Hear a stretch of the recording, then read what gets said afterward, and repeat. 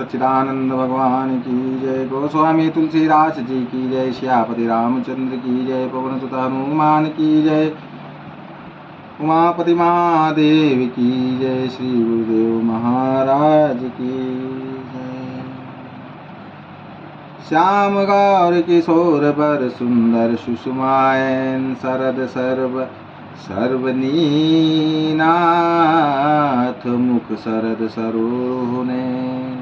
श्याम और गौर वर्ण है, सुंदर किशोर अवस्था है, दोनों ही परम सुंदर और शोभा के धाम है। शरद पूर्णिमा के चंद्रमा के समान इनके मुख और शरद ऋतु के कमल के समान इनके नेत्र हैं। हे सुमुखी, कहो तो अपनी सुंदरता से करोड़ों कामदेवों को जलाने वाले ये तुम्हारे कौन हैं? उनकी ऐसी प्रेममयी सुंदर वाणी सुनकर सीता जी सकचा गई और मन ही मन मुस्कुराई। उत्तम गौर वर्ण वाली सीता जी उनको देखकर संकोचवश पृथ्वी की ओर देखती हैं। वे दोनों ओर से संकोच से सकचा रही हैं, अर्थात ना बताने में ग्राम की स्त्रियों को दुख होने का संकोच है और बताने में लज्जा रूप संकोच। हिरण के बच्चे के सदृश नेत्र वाली और कोकिल की सी वाली वाणी वाली सीता जी सकुचा कर प्रेम सहित मधुर वचन बोली।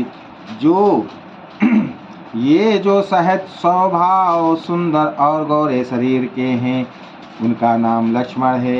ये मेरे छोटे देवर हैं। फिर सीता जी ने लज्जावश अपने चंद मुख को आंचल से ढककर और प्रियतम श्री राम जी की ओर निहारकर भौवें टेढ़ी करके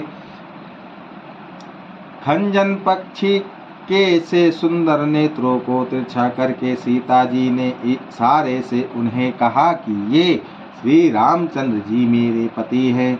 यह जानकर गांव की सब युवती स्त्रियां इस प्रकार आनंदित हुई मानो कंगालों ने धन की राशियां लूट ली हों। वे अत्यंत प्रेम से सीता जी के पैरों पकड़कर बहुत प्रकार से आशीष देती हैं, शुभ कामना करती हैं कि जब तक शेष जी के सिर पर पृथ्वी रहे तब तक तुम सदा सुहागिनी बनी रहो और पार्वती जी के समान अपने पति की प्यारी हो। हे देवी, हम पर कृपा ना छोड़ना, बनाए रखना। हम बार बार हाथ जोड़कर विनती करते हैं जिसमें आप फिर इसी रास्ते लौटें और हमें अपनी दासी जानकर दर्शन दें। सीता जी ने उन सबको प्रेम की प्यासी देखा और मधुर वचन कह कर उनका भली भांति संतोष किया, मानो चांदनी ने कुमुदिनियों को खिलाकर पुष्ट कर दिया हो। उसी समय श्री रामचंद्र जी का रुख जानकर लक्ष्मण जी ने कोमल वाणी से लोगों से रास्ता पूछा। या सुनते ही स्त्री पुरुष दुखी हो गए, उनके शरीर पुलकित हो गए और नेत्रों में वियोग की संभावनाओं से प्रेम का जल भर आया। उनका आनंद मिट गया और मन में ऐसे उदास हो गए मानो विधाता दी हुई संपत्ति छीने लेता हो। कर्म की गति समझकर उन्होंने धैर्य धारण किया और अच्छी तरह निर्णय करके सुगम मार्ग बतला दिया। तब लक्ष्मण जी और जानकी जी सहित श्री रघुनाथ जी ने गमन किया और सब लोगों को प्रिय वचन कहकर लौटाया, किंतु उनके मनों को अपने साथ ही लगा लिया। लौटते हुए वे स्त्री पुरुष बहुत ही पछताते हैं और मन ही मन देव को दोष देते हैं। परस्पर बड़े ही विषाद के साथ कहते हैं कि विधाता के सभी काम उल्टे हैं। वह विधाता बिल्कुल निरंकुश, स्वतंत्र, निर्दय और निडर है, जिसने चंद्रमा को रोगी, घटने बढ़ने वाला और कलंकी बनाया, कल्प वृक्ष को पेड़ और समुद्र को खारा बनाया। उसी ने इन राजकुमारों को वन में भेजा है। जब विधाता ने इनको वनवास दिया है तब उसने भोग विलास व्यर्थ ही बनाए। जब ये बिना जूते के नंगे ही पैरों रास्ते में चल रहे हैं तब विधाता ने अनेकों वाहन सवारियां व्यर्थ ही रचे। जब ये कुश और पत्ते बिछाकर जमीन पर ही पड़े रहते हैं, तब विधाता सुंदर सेज पलंग और बिछौने किस लिए बनाता है? विधाता ने जब इनको बड़े बड़े पेड़ों के नीचे का निवास दिया, तब उज्ज्वल महलों को बना बनाकर उसने व्यर्थ ही परिश्रम किया। जो ये सुंदर और अत्यंत सुकुमार होकर मुनियों के वलकल वस्त्र पहनते और जटा धारण करते हैं, तो फिर करतार विधाता ने भांति भांति के गहने और कपड़े व्यर्थ ही बनाए।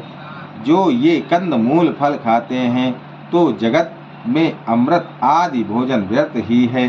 कोई एक कहते हैं ये स्वभाव से ही सुंदर हैं, इनका सौंदर्य माधुर्य नित्य और स्वाभाविक है, ये अपने आप प्रकट हुए हैं, ब्रह्मा के बनाए नहीं हैं।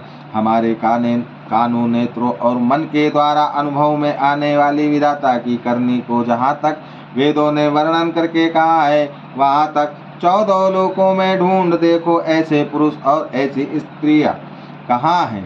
कहीं भी नहीं है।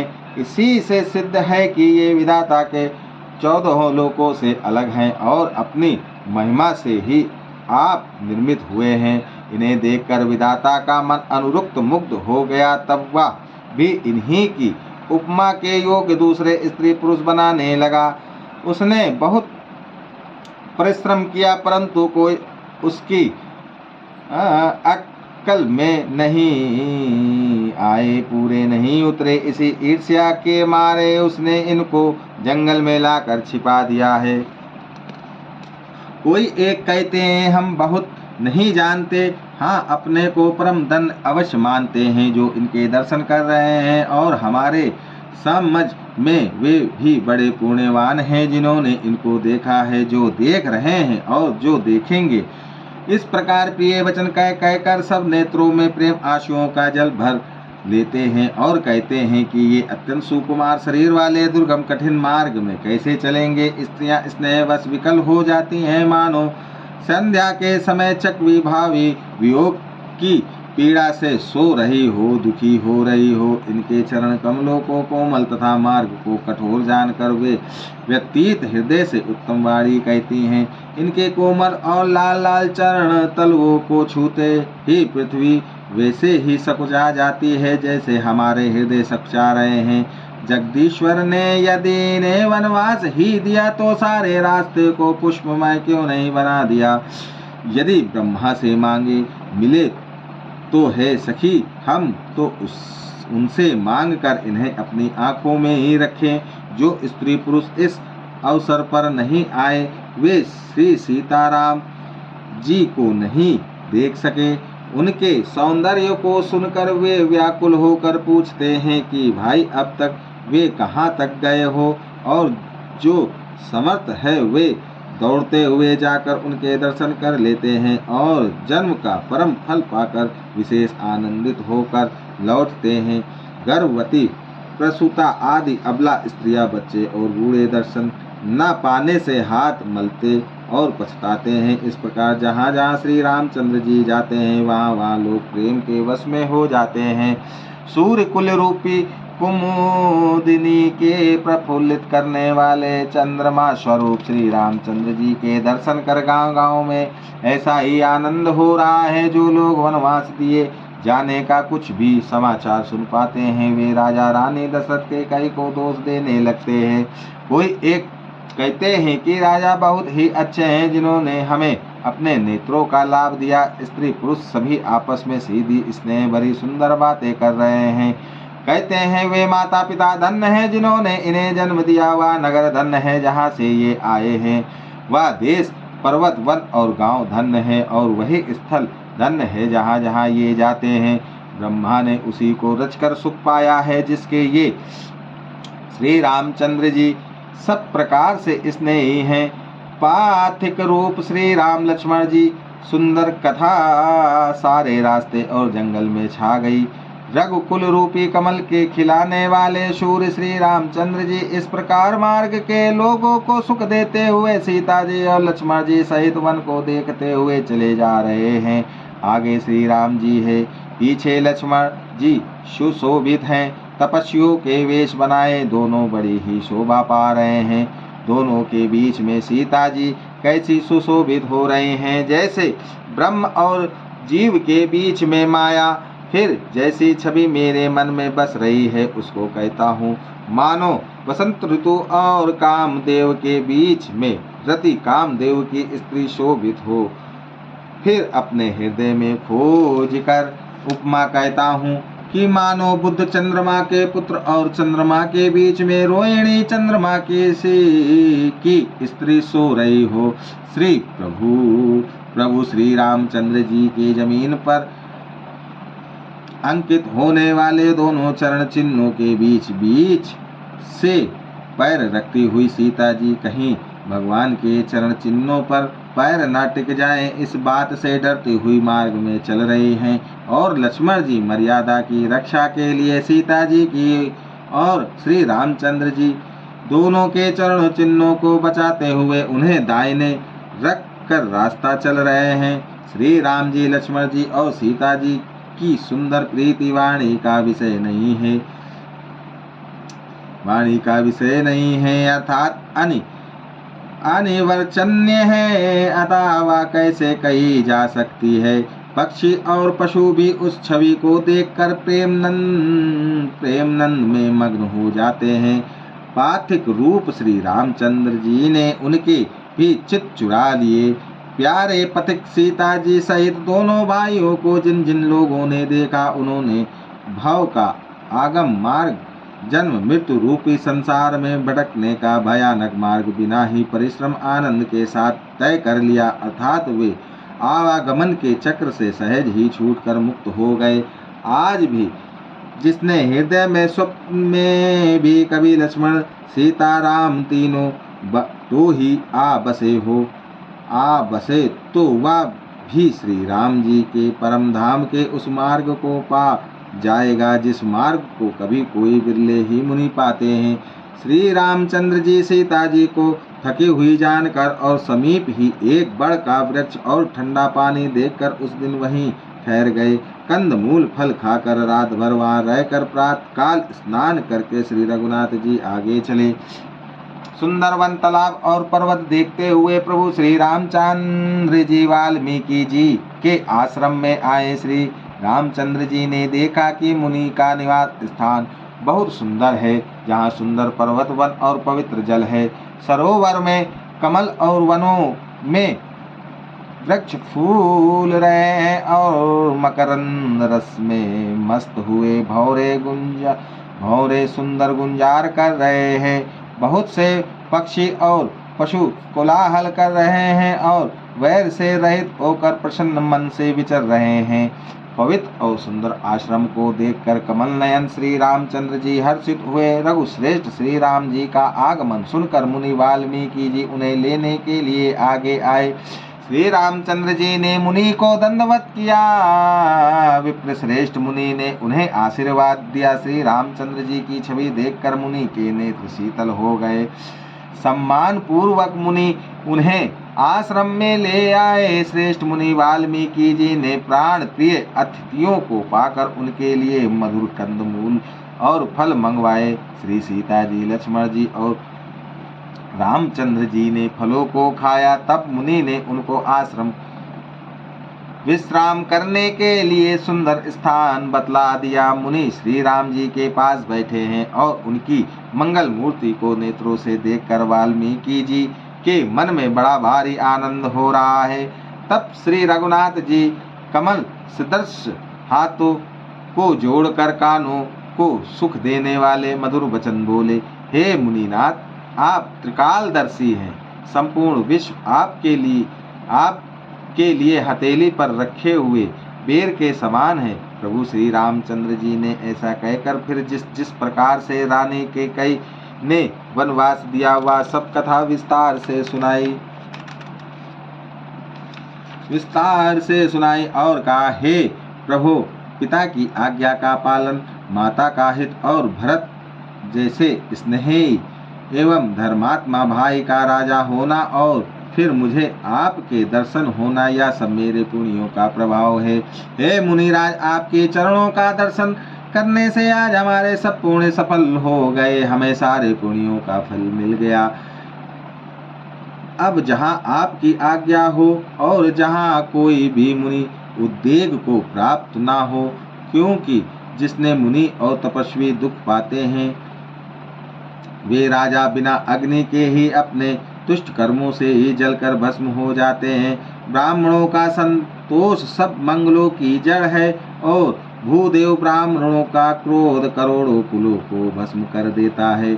ऐसा हृदय में समझकर वह स्थान बतलाइए जहाँ मैं लक्ष्मण और सीता सहित जाऊं और वहां सुंदर पत्तों और घास की कुटी बनाकर हे दयालु कुछ समय निवास करूं।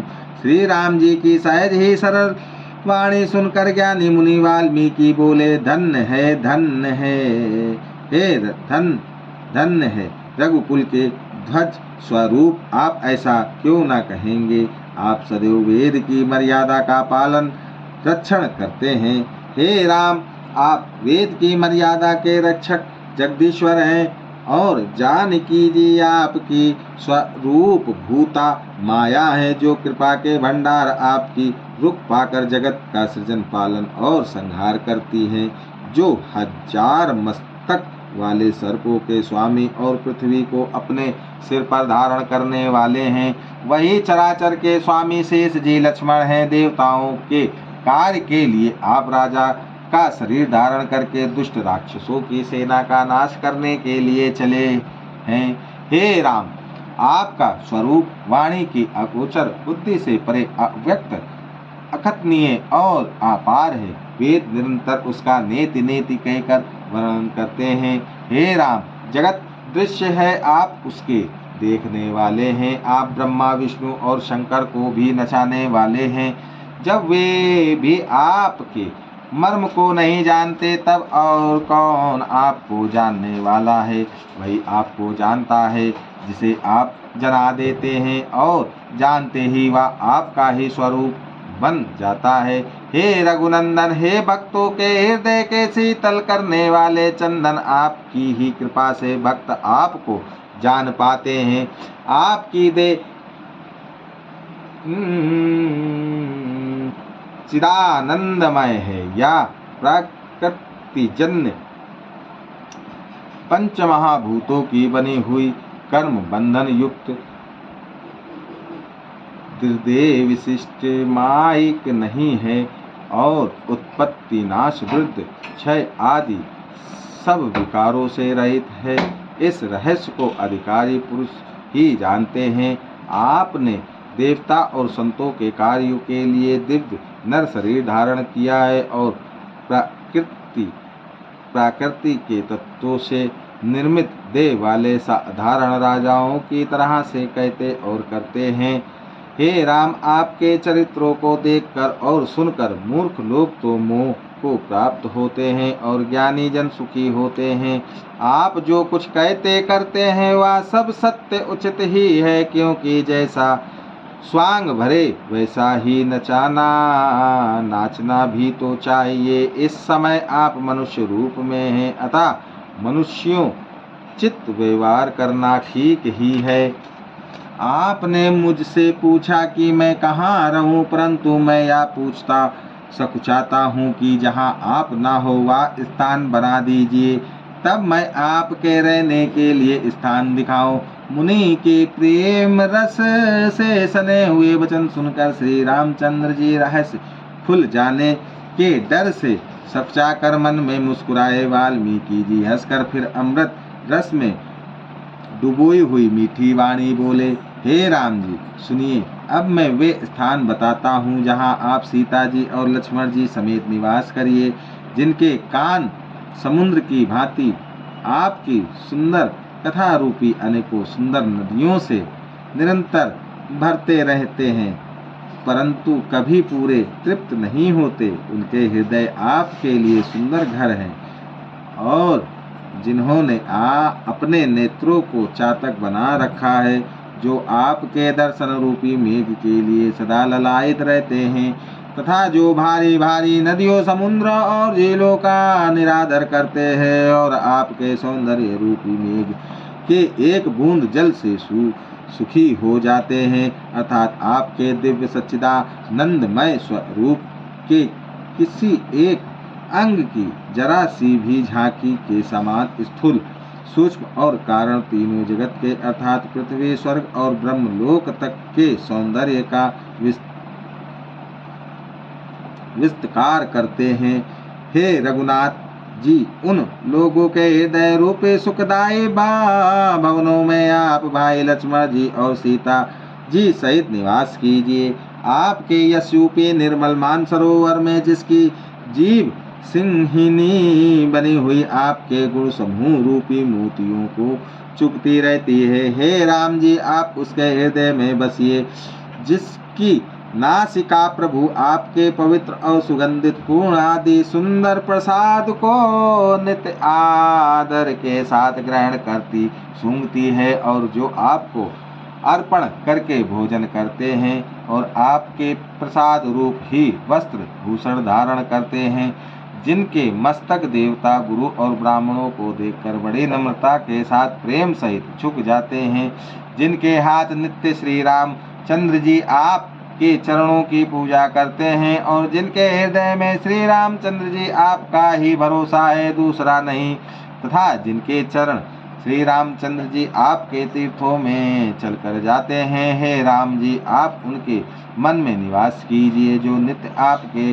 राम नाम रूप मंत्र का राम नाम मंत्र राज को जपते हैं और परिवार परिकर सहित आपकी पूजा करते हैं, जो अनेकों प्रकार से तर्पण और हवन करते हैं तथा ब्राह्मणों को भोजन कराकर बहुत दान देते हैं, तथा जो गुरु को हृदय में आपसे भी अधिक बड़ा जानकर सर्व भाव से सम्मान करके उनकी सेवा करते हैं, और ये सब कर्म करके सबका एकमात्र यही फल मांगते हैं कि श्री रामचंद्र जी के चरणों में हमारी प्रीति हो। उन लोगों के मनरूपी मंदिरों में सीता जी और रघुकुल को आनंदित करने वाले आप दोनों बसिए, जिनके ना तो काम क्रोध मद अभिमान और मोह है, ना लोभ है, ना क्षोभ है, ना राग है, ना द्वेष है, और ना कपट दंभ और माया ही है।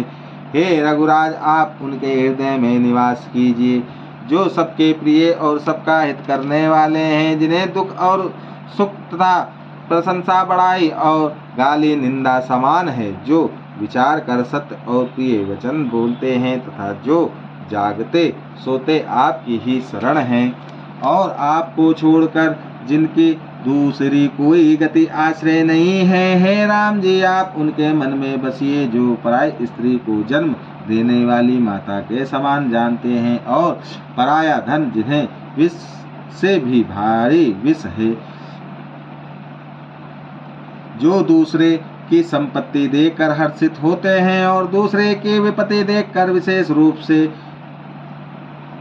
दुखी होते हैं। और हे राम जी, जिन्हें आप प्राणों के समान प्यारे हैं, उनके मन आपके रहने योग्य शुभ भवन है।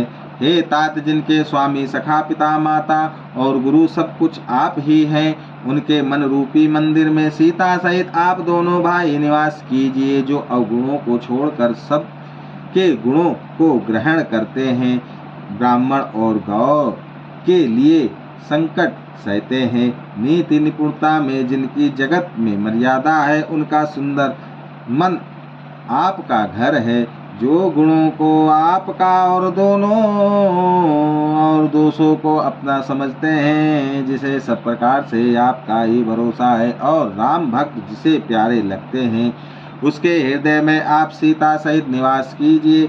जाति पाति धन धर्म बड़ाई प्यार परिवार और सुख देने वाला घर सबको छोड़कर जो केवल आपको ही हृदय में धारण किए रहता है, हे रघुनाथ जी, आप उसके हृदय में रहिए। स्वर्ग नरक और मोक्ष जिसकी दृष्टि में समान है, क्योंकि वह जहाँ तहाँ सब जगह केवल धनुष बाण धारण किए आपको ही देखता है, और जो कर्म से वचन से और मन से आपका दास है, हे राम जी, आप उसके हृदय में डेरा कीजिए। जिसको कभी कुछ भी नहीं चाहिए और जिसका आपसे स्वाभाविक प्रेम है, आप उसके मन में निरंतर निवास कीजिए, वह आपका अपना घर है। इस प्रकार मुनि श्रेष्ठ वाल्मीकि जी ने श्री रामचंद्र जी को घर दिखाए। उनके प्रेम पूर्ण वचन श्री राम जी के मन को अच्छे लगे फिर मुनि ने कहा, हे सूर्य कुल के स्वामी सुनिए, अब मैं इस समय आपके लिए सुखदायक आश्रम कहता हूँ, निवास स्थान बतलाता हूँ। आप चित्रकूट पर्वत पर निवास कीजिए, वहाँ आपके लिए सब प्रकार की सुविधा है। सुहावना पर्वत है और सुंदर वन है। वहाँ हाथी, सिंह, हिरण और पक्षियों का विरहा स्थल है। वहाँ पवित्र नदी है जिसकी पुराणों ने प्रशंसा की है और जिसको अत्रि ऋषि की पत्नी अनसुईया जी अपने तपोबल से लाई थी। वहाँ गंगा जी की धारा है, उसका मंदाकिनी नाम है। वह सब पाप रूपी बालकों को खा डालने के लिए डाकिनी डाइन रूप है। अत्रि आदि बहुत से श्रेष्ठ मुनि वहाँ निवास करते हैं, जो योग जप और तप करते हुए शरीर को कसते हैं। हे राम जी, चलिए सबके परिश्रमों को सफल कीजिए और पर्वत श्रेष्ठ चित्रकूट को भी गौरव दीजिए। हाँ, महामुनि वाल्मीकि जी ने चित्रकूट की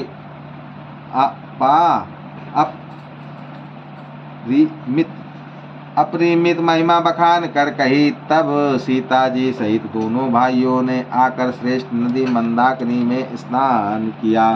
श्री रामचंद्र जी ने कहा, लक्ष्मण, बड़ा अच्छा घाट है, अब यहीं कहीं ठहरने की व्यवस्था करो। तब लक्ष्मण जी ने पायस्विनी नदी के उत्तर के ऊंचे किनारे को देखा और कहा कि इसके चारों ओर धनुष के जैसा एक नाला फिरा हुआ है।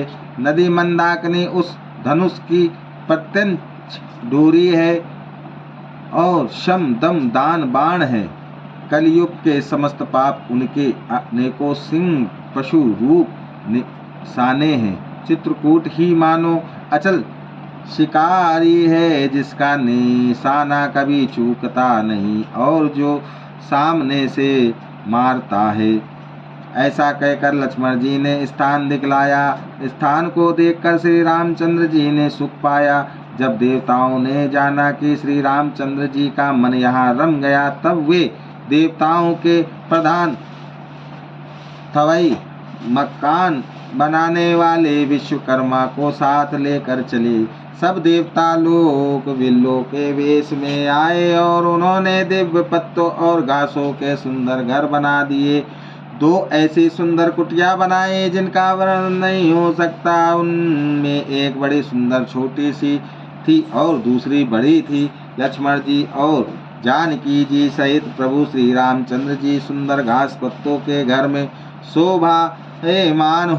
शोभायमान है। मानो कामदेव मुनि का वेश धारण करके पत्नी रति और वसंत ऋतु के साथ सुशोभित हो। श्यापति रामचंद्र की जय। उमापति महादेव की जय। मास पारायण सत्रवः विश्राम। श्री राम जय राम जय जय राम, श्री राम जय राम जय जय राम, श्री राम जय राम जय जय राम।